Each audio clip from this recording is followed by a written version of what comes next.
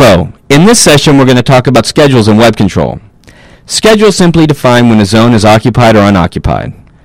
And we do this, of course, because we want to have a different set of set points when people are in the building. So, for instance, in the conference room, we want to maintain the temperature between 72 and 75 degrees when we're occupied, but when people leave, typically at night, we want to relax those set points to 55 and 85. And that's to save energy, obviously. We don't want to be heating or cooling unless it gets very, very cold or very, very hot. Now, we understand that concept. What we're here to learn is, how do I define schedules in web control? And we're going to look at that right now. I'm going to go to the Schedules button, go to the building, and you'll notice we have no schedules defined.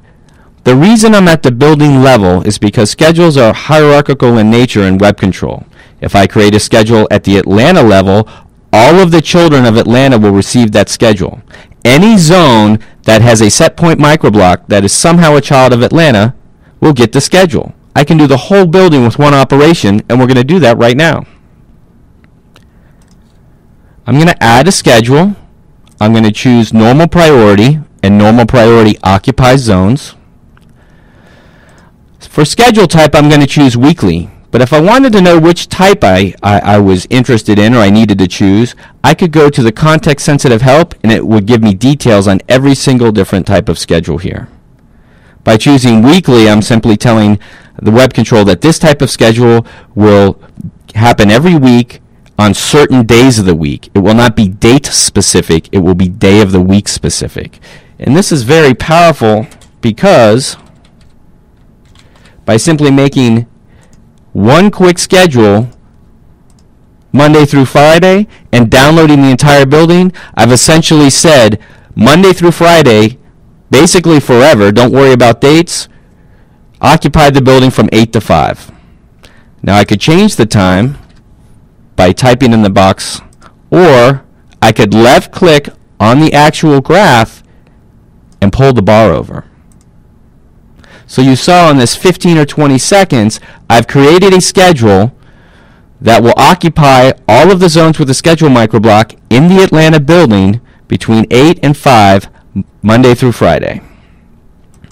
When I click OK, in the background, web control is downloading the schedule to all of the zones with a schedule microblock in it. And now my building has defined occupied times. Suppose that next Friday we had a holiday. No one's going to be in the building. Well, I don't want to waste energy during that time. I want those zones to be unoccupied. So again, at the building level, because we're hierarchical in nature, I'm going to click Add. I'm going to choose Holiday, and Holiday takes precedence over normal schedules and unoccupies the zone. I'm not going to choose weekly. I'm going to choose date because it's a specific date.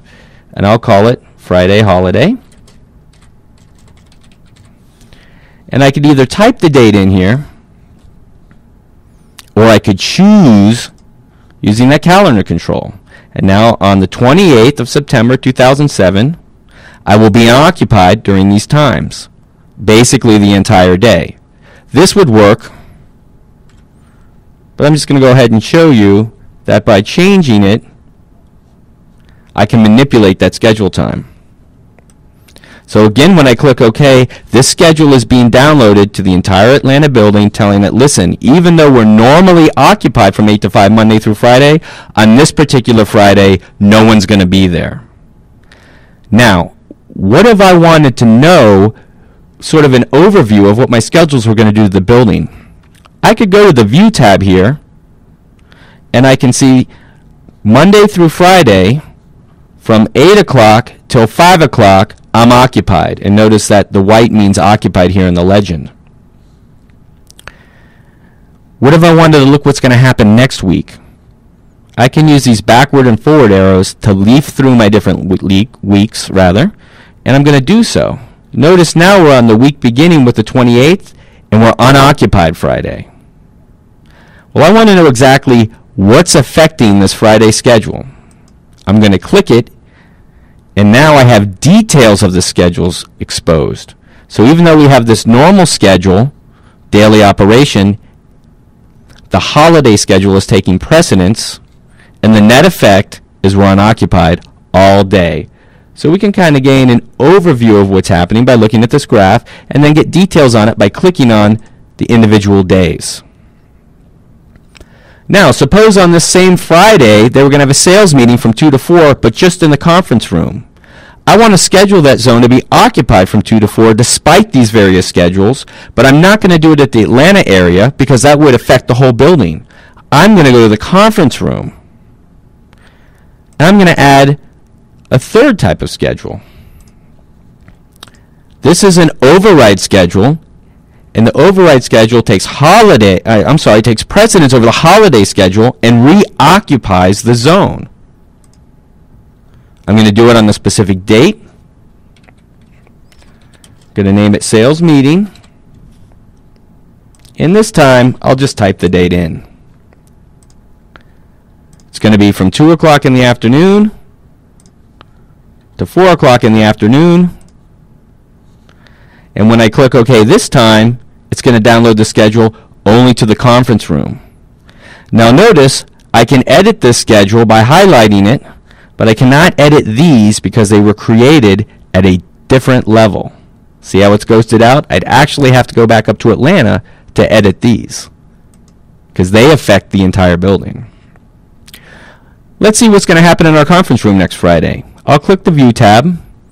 I'll leaf forward 1 week, and I can see, yep, sure enough, on Friday, I'm only occupied from 2 to 4.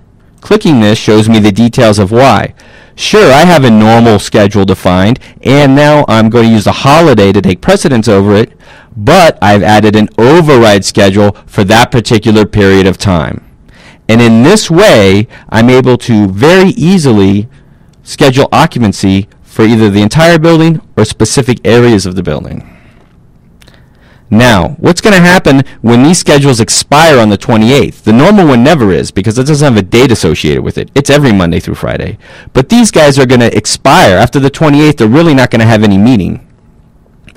Well, we can have them automatically deleted, and this happens by default in Web Control.